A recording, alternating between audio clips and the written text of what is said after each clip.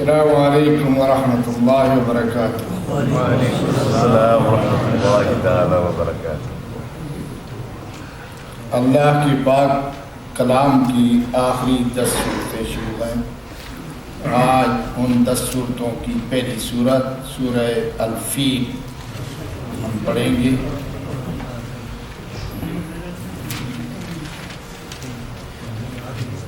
اعوذ باللہ من الشیطان الرجیم، اعوذ باللہ من الشیطان الرجیم، بسم اللہ الرحمن الرحیم، بسم اللہ الرحمن الرحیم۔ ألم تر كيف ألم تر كيف فعل ربك بأصحاب الفيل بأصحاب الفيل؟ ألم تر كيف فعل ربك بأصحاب الفيل ألم تر كيف فعل ربك بأصحاب الفيل؟ ألم يجعل كيدهم في تضليل ألم يجعل كيدهم في تضليل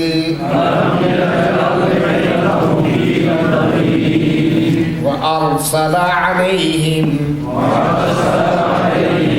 طيرا أبابيل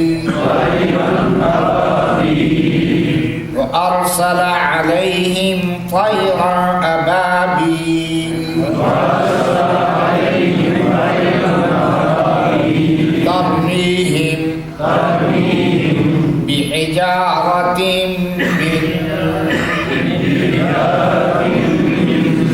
سجيل ترميهم بحجارة من سجيل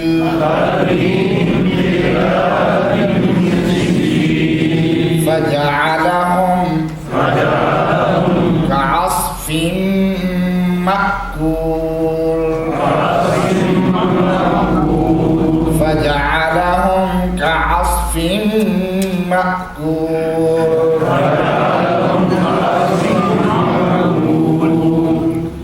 صدق اللہ العظیم۔ اللہ کے نام سے ہم شروع کرتے ہیں جو بے انتہا مہربان اور ہمیشہ رحم فرمانے والا ہے۔ الم ترى، آنکھیں رکھنے والے، کیا تو نے دیکھا نہیں ہے؟ کیفا، کیسی، کیا، فعالا، کر دیا، ربو کا، تیرے رب نے، بی اصحاب الفیل، فیل ہاتھی، اصحاب والے، ہاتھی والوں کے ساتھ۔ کیا تو نے دیکھا نہیں ہے کہ تیرے رب نے ہاتھی والوں کے ساتھ کیا کر دیا؟ ہاتھی والوں کا انجام کیا ہوا؟ الم یجعل، کیا نہیں کر دیا اس رب نے کیدہم، ان کی پلاننگ کو، ان کی تدبیر کو، ان کے منصوبے کو، فی تضلیل، غلط راستے پہ، الٹ راستے پہ، ان کی مراد کے الٹ راستے پہ۔ وہ ارسلا، اور بھیجا ان پر، بھیجے ان پر یا بھیجا ان پر، علیہم ان پر، طیرن پرندے، ابابیل چھوٹے چھوٹے پرندے ان پر بھیجے۔ کس نے؟ رب نے، رب کا۔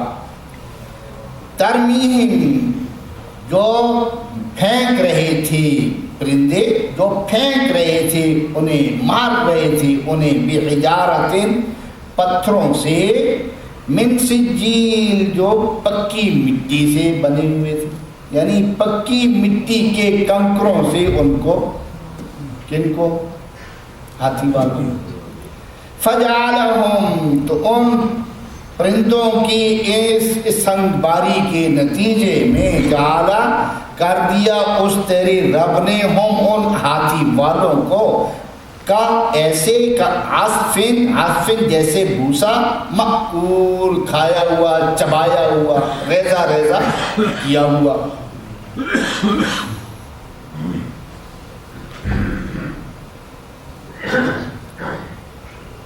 سورہ فیل ہاتھی کے نام سے عرب میں پہلی دفعہ ایسا مارکہ بپا ہونے لگا تھا جس میں اس سرزمین پر ایک فریق کے پاس سواریوں کے لیے ہاتھی تھے۔ یہ حبشہ سے چلے، ان کا کمانڈر ابرا کے نام سے عیسائی، پیچھے اس کے روم کی سلطنت، اس کی آشیرواد، اس کا سہارا۔ جب اس صورت کے حوالے سے بات کی جاتی ہے تو صرف ایک پہلو سے بات ہوتی ہے، حالانکہ وہ بھی ہے لیکن اصل پہلو وہ نہیں ہے۔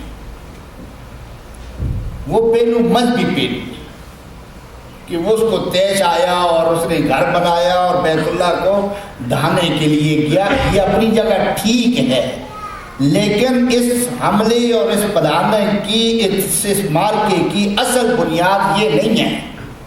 اصل بنیاد یہ ہے کہ ایک بڑی طاقت ہے، اس کے باقی علاقے پہ جتنی بھی گزرگاہیں ہیں، معاشی لحاظ سے منڈیوں تک پہنچنے کے لیے، سامان لانے لے جانے کے لیے، باقی گزرگاہوں پر ان کا کنٹرول ہے، لیکن ایک راستہ ہے جو بہت بڑے مالدار علاقوں میں آتا جاتا ہے، لمبی سڑکیں ہیں، لمبے راستے ہیں، بڑا سامان ہے، قیمتی سامان، اور آگے بکتا ہے، جب یہاں پہنچتا ہے ان کی منڈیوں میں پہنچ کے باقی کو مال کر دیتا ہے۔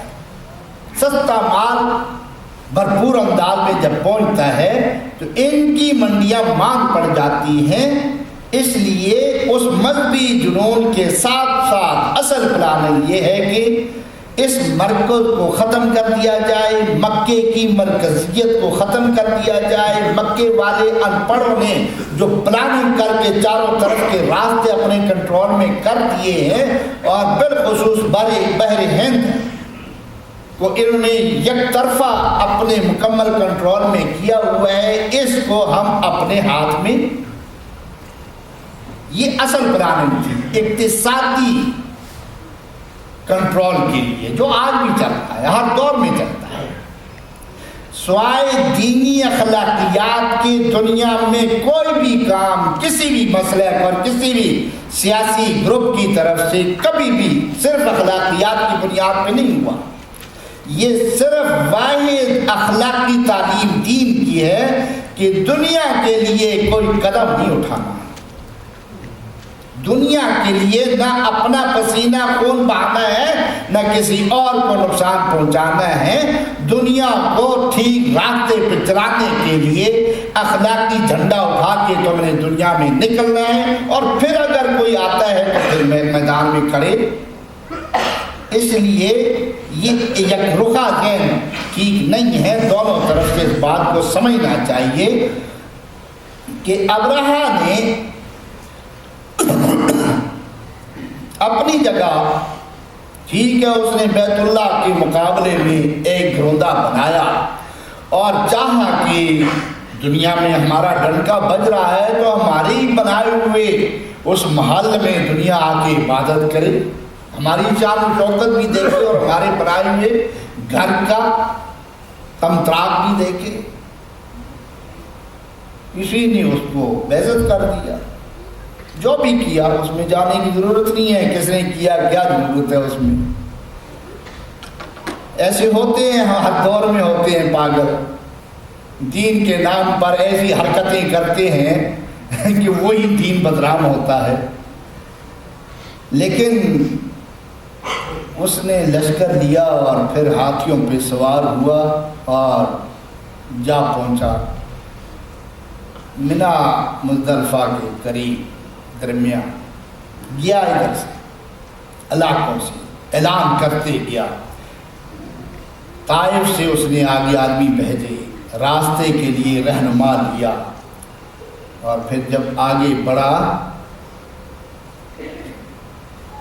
پورے جوش میں جا رہا تھا کہ جب وہاں پہنچتا ہے تو ہاتھی سرنگو ہو جاتے ہیں، بیٹھ جاتے ہیں۔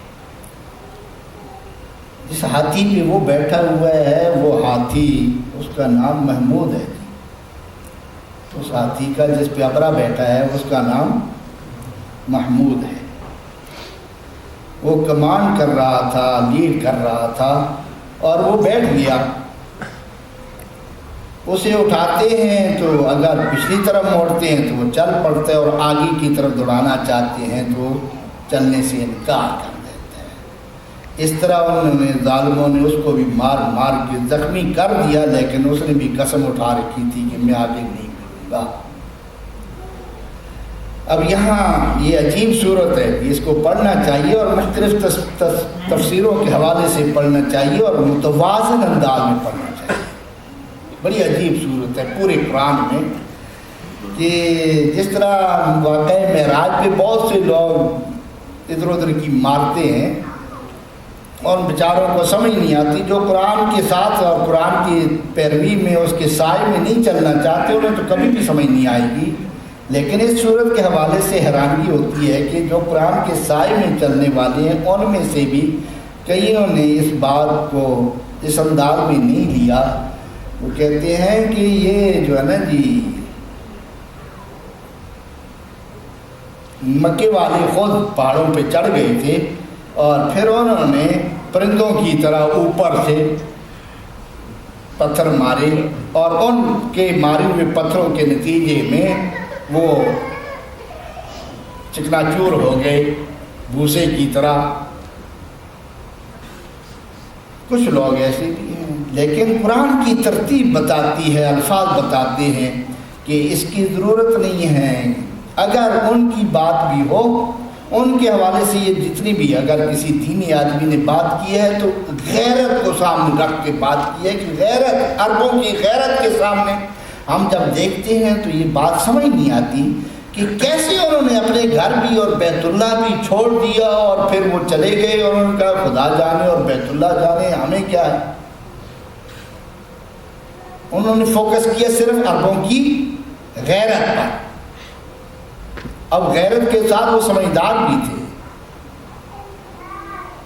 عبد المطلب کے جو اشعار آتے ہیں، جو دعائیہ کلمات اس نے بیت اللہ کی غراب پکڑ کے کہے ہیں، اور اس کے بعد بھی آتا ہے تفہیم میں بھی آپ پڑھیں گے اور بھی تفسیروں میں آئے گا کہ اس واقعے کے بعد سال ہا سال بیت اللہ میں الہ واحد کے سوا کسی کی عبادت نہیں ہوئی.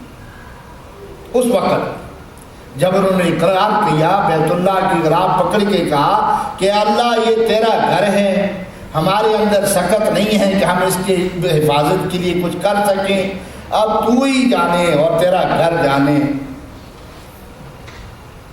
تو اللہ نے پھر کام دکھایا.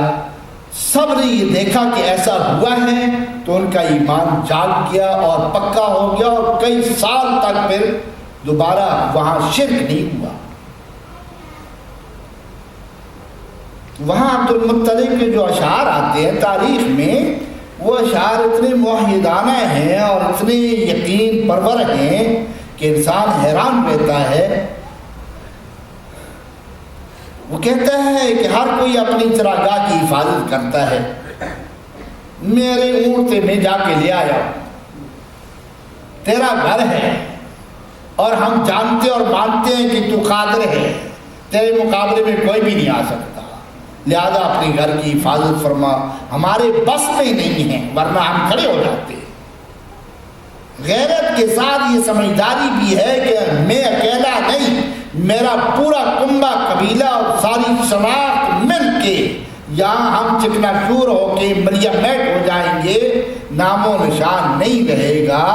تو یہاں پھر غیرت یہ ہے کہ اپنے ساتھ اپنے پورے قبیلے کو بچا لیا جائے، بچا کے آپ. تو یہاں آدمی کو ٹھنڈے دل سے متوازن انداز میں اس صورت کا مطالعہ کرنا چاہیے اور پھر ان بکھیڑوں میں پڑے بغیر اللہ کی بات جیسی اللہ نے سادہ انداز میں سمجھائی ہے اس کو ماننا چاہیے. اس کا آغاز ہوتا ہے علم ترا سے، اور علم ترا پہ بھی لوگوں نے بہت بحث کی. علم ترا، کیا تو نے دیکھا نہیں ہے؟ حضور اکرم صلی اللہ علیہ وسلم اسی سال پیدا ہوتی ہیں اور 40-50 دن اس واقعے کے بعد پیدا ہوتی ہے۔ علم ترا جب آتا ہے قرآن میں یہی آتا ہے، علم ترا، علم ترو، علم یرا، علم یرو، کیا انہوں نے دیکھا نہیں ہے؟ کیا تم نے دیکھا نہیں ہے؟ کیا تو نے دیکھا؟ آنکھوں سے نظر آنے کو رویت کہتے ہیں، رویت ہلال ہم کہتے ہیں، رویت آنکھوں سے دیکھنا۔ علم ترا پہ جو لوگ ہماری بکھیڑی ہے نا فرقہ واریت کی، اس میں بات کرتی ہوئی کہتی ہیں علم ترا، اے میرے حبیب کیا تو نے دیکھا نہیں ہے؟ تیری نظروں کے سامنے یہ واقعہ ہوا۔ حضور کب پیدا ہوئے؟ اس واقعے کے پھر اس کو پیچھے لے جانے کے لیے، پھر ساری دنیا کو دکھانے کے لیے اور ہر چیز کو حضور کے سامنے بنانے کے لیے، پھر وہ 70,000 نوری سال خلق خدا کی پیدائش سے پہلے حضور اکرم صلی اللہ علیہ وسلم کو لا کھڑا کرتے ہیں اور کہتے ہیں کہ حضور 70,000 نوری سال کائنات بنانے سے پہلے بھی دنیا میں دنیا ہی نہیں تھی تو حضور کے بھائی علم ترا کا مطلب یہ ہے کہ ساری دنیا جانتی ہے، اس واقعے کے عینی دونوں آنکھوں سے دیکھنے والے گواہ موجود ہیں۔ یہ ایسا واقعہ نہیں ہے کہ اس کے لیے کسی اور لمبی چوڑی دلیل اور شہادت کی، ایسے ہی ہے جیسے کہ اتنے لوگ دیکھ رہے ہیں تو میں اکیلا وہاں نہیں بھی تھا، میں نے نہیں بھی دیکھا تو اتنوں نے دیکھا تو میں نے دیکھا۔ اس لیے کہا جاتا ہے جہاں کوئی الجھن نہ ہو، شبہ نہ ہو، 100% سے بڑھ کر یقینی بات ہو، وہاں پھر یہ لفظ بولا جاتا ہے کہ علم ترا کیا تو نے دیکھا نہیں ہے۔ اس کا مطلب یہ نہیں ہوتا کہ جس کو کہا جا رہا ہے وہ اپنی آنکھوں سے وہ واقعہ یا بات وہ چیز دیکھ رہا ہوتا ہے، اس لیے اسے کہا جاتا ہے علم ترا۔ جس بات میں کوئی شک نہیں ہے اس میں یہ بات کی جاتی ہے، جس طرح کی قیامت کی بات ہے لیکن ایسے بیان کی جاتی ہے جو آج سے پہلے ہو گئی ہے۔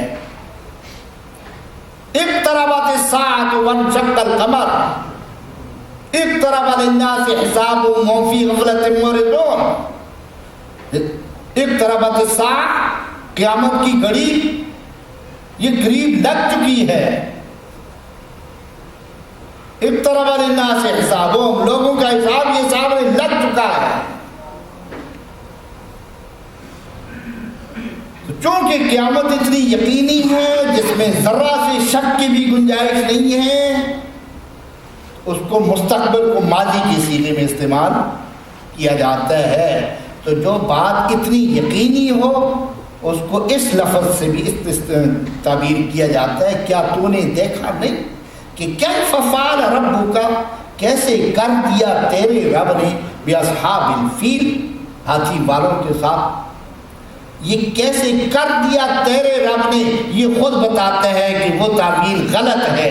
جو لوگ کہتے ہیں کہ وہ مکے والے پہاڑوں پہ چڑھ گئے تھے اور ان کے بس میں جو کنکر پتھر تھے وہ اٹھا اٹھا کے مار رہے تھے، اگر وہ تھے تو پھر فعل رب کا کہنے کی ضرورت نہیں ہے۔ اسباب کی دنیا میں ایسے ہوتا ہے، جہاں اسباب کی دنیا میں جیسے ہوتا ہے ویسے ہو تو پھر اللہ ڈائریکٹ اسے اپنی طرف نسبت نہیں دیا کرتا۔ اللہ کسی کام کی نسبت اپنی طرف دیتا ہی وہاں ہے جہاں اسباب کی دنیا میں وہ کام نہیں ہوتا۔ یا الذین آمنوا اذکروا نعمت اللہ علیکم اذ جاءکم۔ حضور اکرم صلی اللہ علیہ وسلم غزوہ خندق میں گہرا لمبا ہو گیا، معاشرہ لمبا ہو گیا، دونوں طرف خیالات پیدا ہو رہی ہیں۔ اللہ تعالیٰ نے رات کو طوفانی آندھی چلائی، رات کو کافروں کے خیمے اکھڑ گئے اور وہ بھاگ گئے۔ اللہ نے مسلمانوں کی طرف نسبت نہیں کی اس کی۔ جاءتکم ریح، اللہ کی طرف سے ہوائی اور پھر فعل ربک، تیرے رب نے کیا باصحاب الفیل، ہاتھی والوں کے ساتھ۔ الم یجعل کیدہم فی تضلیل، کیا اس نے ان کی تدبیر ناکام نہیں کر دی، غلط نہیں کر دی، اس منظر سے الٹی منظر کی طرف نہیں موڑ دی؟ تدبیر کیا ہے؟ بیت اللہ کو ڈھانا، مکہ پہ قبضہ، مکہ کے سے باہر جاتی ہوئی منڈیوں کی طرف راستوں پہ قبضہ، اور باہر سے آنے والے مال کی سپلائی پہ قبضہ۔ پلاننگ یہ تھی، مکہ ہمارے ہاتھ میں ہوگا، حبشہ سے ہم مرکز یہاں لے آئیں گے، تو پھر پوری دنیا کی منڈیوں کے راستے ہمارے کنٹرول میں ہوں گے۔ لیکن اللہ نے مکہ ہی کی طرف بڑھنے کی ان کو اجازت نہیں دی۔ قید لفظ اس پلانر کو کہتے ہیں جو پلانر کے سوا کسی اور کو پتہ نہ، پلانر کرنے والے نے جو پلانر منصوبہ بندی کی ہے اس کے سوا اور کسی کو، اس کو قید کہتے ہیں۔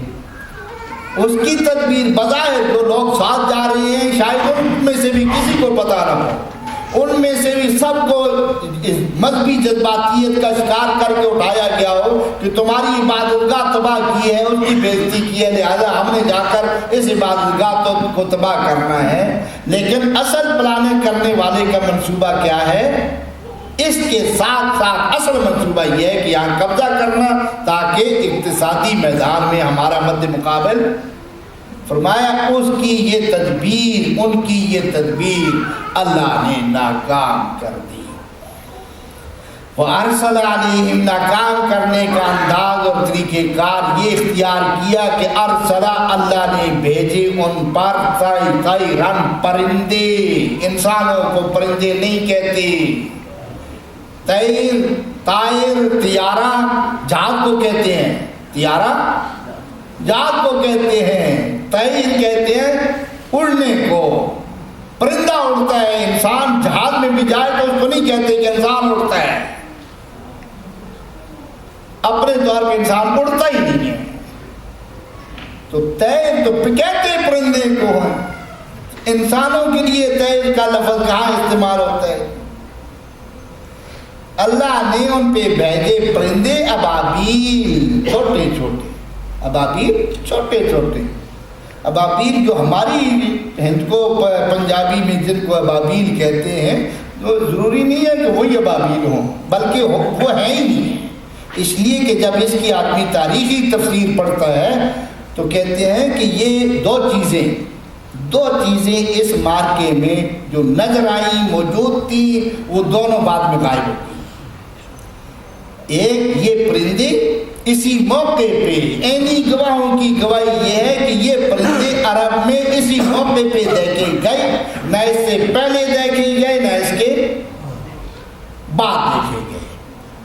نمبر 2، ان کی سنگباری سے کے نتیجے میں ہاتھی اور وہ لشکر جو زخمی ہوتا ہوا بھاگتا ہوا مرا ہے، اس کا گوشت نچڑ کے گرا ہے، اس کے نتیجے میں بیماری پیدا ہوئی، اور کہتے ہیں چیچک جیسی بیماری، اور وہ انہی کے ساتھ خاص تھی، نہ اس سے پہلے عربوں نے وہ بیماری دیکھی نہ اس کے بعد وہ بیماری وہاں۔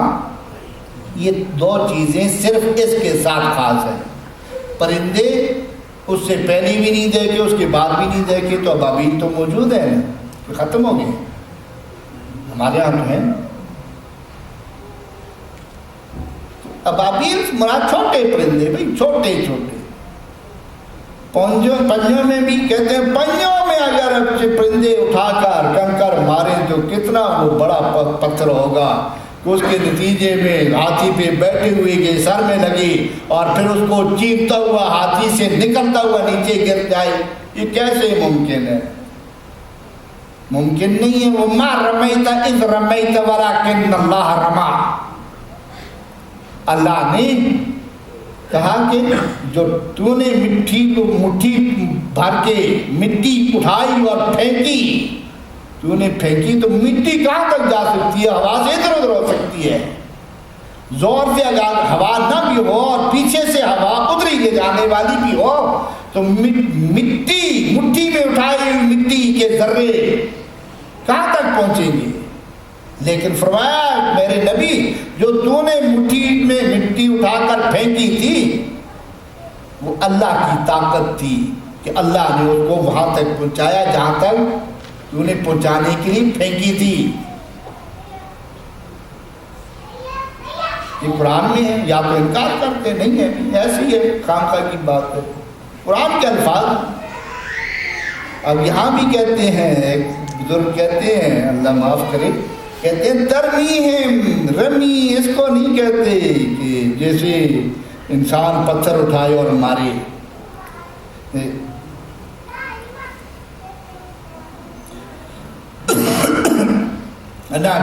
پرندہ وہ پتھر اٹھائے اور چھوٹا سا کنکر اٹھا کے اس کو مار دے، اس کو نہیں کہتے. کہتے ہیں اوپر پہاڑ پہ چڑھ کر منظر کشی کرتے ہوئے کہتے ہیں پہاڑ کے اوپر بیٹھ کر انسان جس طرح تیر اندازی کرتا ہے اس انداز میں اگر کریں گے تو یہ رمی ہوگی.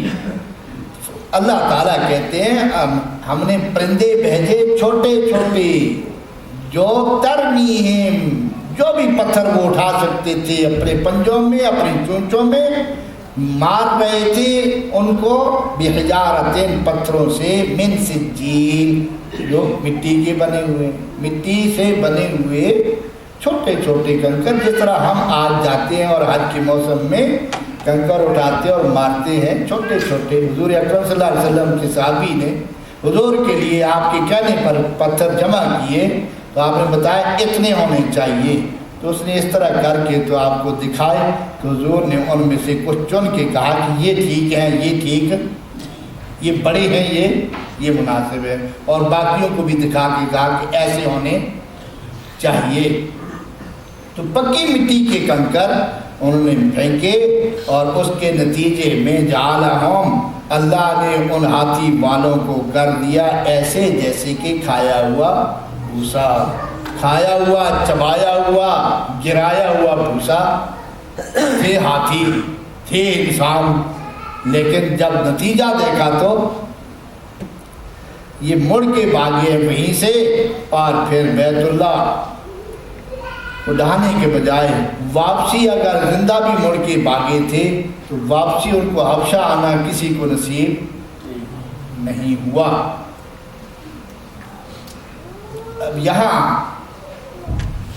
ضمنی بات جو یہاں بیان نہیں ہے لیکن سمجھائی گئی ہے وہ یہ ہے جیسے اس واقعے میں ہے کہ اللہ تعالیٰ مدد کرتا ہے لوگوں کی جہاں لوگ بالکل بے بس ہو جائیں. لوگ اذ یوحی ربک الی الملائکہ انی معکم، اللہ نے وحی کی حکم دیا فرشتوں کو کہ میں تمہارے ساتھ ہوں. فثبتوا الذین آمنوا، جاؤ زمین پر میرے نبی کے کہنے پہ میرے نبی کے ساتھی میدان میں آ گئے ہیں تھوڑے بے وسیلہ ہیں، مد مقابل فوج بڑی طاقتور ہے، تعداد میں زیادہ ہے، لہذا جا کے میرے بندوں کے قدم جما دو، ٹکا دو ان کا حوصلہ. پھر ان کو فرمایا کہ یریکم اللہ فی اعینہم قلیلا، اللہ نے ان کی تعداد تھی زیادہ لیکن تمہاری نظر میں تھوڑی دکھائی، تمہاری تعداد ویسی تھوڑی تھی ان کو اسی طرح تھوڑی دکھائی، تاکہ دونوں فوجیں حوصلہ ہارنے کے بجائے بلند حوصلے کے ساتھ میدان میں اترے. اور لیہلک من ہلک عن بینہ ویحیی من حی عن بینہ، جس نے مرنا ہے وہ دلیل سے مرے اور جس نے زندہ رہنا ہے اس کو اپنی زندگی کی دلیل پیش کرنی چاہیے. کس کو زندہ رہنے کا حق ہے؟ اللہ تعالیٰ جہاں بندے بے بس ہوں وہاں اللہ تعالیٰ اس طرح مدد کرتا ہے، لیکن جو کچھ ان کے بس میں ہو وہ پیش کریں تب. یا تو بالکل بے بس ہو یونس علیہ السلام کی طرح کہ مچھلی کے پیٹ میں ہیں اور کوئی دیکھتا نہیں سنتا نہیں ہے تو فریاد کی نادا فی الظلمات، اندھیروں میں فریاد کی لا الہ الا انت سبحانک انی کنت من الظالمین، تو اللہ تعالیٰ کی مدد پہنچ جاتی ہے. یا تو بالکل اس طرح کی بے بسی ہو، یا یہ ہے کہ جو موجود وسائل ہیں انہیں بندے پیش کر دیں جس طرح انہوں نے موجود وسائل پیش کر دیے، اور پھر سر سجدے میں رکھ کے کہا کہ اللہ میرے کہنے پر تیرے یہ بندے حاضر ہو گئے ہیں، لیکن تعداد تیرے سامنے ہے، وسائل تیرے سامنے ہیں، ان تہلک هذه الإصابة فلن تعبد بعد یوم القیامہ۔ رب کریم اگر یہ یہاں کام آ گئے تو پھر قیامت تک جو عبادت تو دنیا میں چاہتا ہے کہ میری ہو وہ نہیں ہو سکے گی۔ ان کی مدد فرما۔ اللہ نے مدد جو اسباب تھے وہ پیش کر دیے، تو اللہ نے پھر مدد بھی۔ یہ ہے اصل منصوبہ اور یہ اصل پلاننگ ہے۔ ہمیں اس پہ غور کرتے رہنا چاہیے کہ جو ہمارے پاس بالکل اسباب نہیں ہیں تو پھر ہمیں یکسوئی کے ساتھ اللہ کی رحمت کا دروازہ کھٹکانا چاہیے کہ اللہ ہم بالکل بے بس ہیں، تو دیکھتا ہے، تو جانتا ہے، ہماری مدد فرما۔ پھر جیسے ان کی حکمت ہوگی وہ کرے گا، لیکن جہاں ہمارے پاس وسائل ہوں، جتنے بھی ہوں، جو اسباب موجود ہوں، جتنے بھی ہوں، انہیں پیش کر دیں، اور ان کو پیش کرنے کے بعد پھر اللہ سے مانگیں تو اللہ کی رحمت جوش میں آتی ہے۔ ہم کہیں نہیں جی پیسے میرے نہ لگیں لیکن اتنی بڑی بلڈنگ کھڑی ہو جائے، اللہ ایسے نہیں کرتا۔ ان اللہ لا یغیر ما بقوم حتی یغیروا ما بانفسہم۔ اللہ تعالیٰ سے دعا ہے وہ ہمیں اپنی کتاب کا نور عطا فرمائے اور اس نور کے مطابق پھر زندگی گزارنے کا حوصلہ بھی عطا فرمائے۔ وآخر دعوانا ان الحمد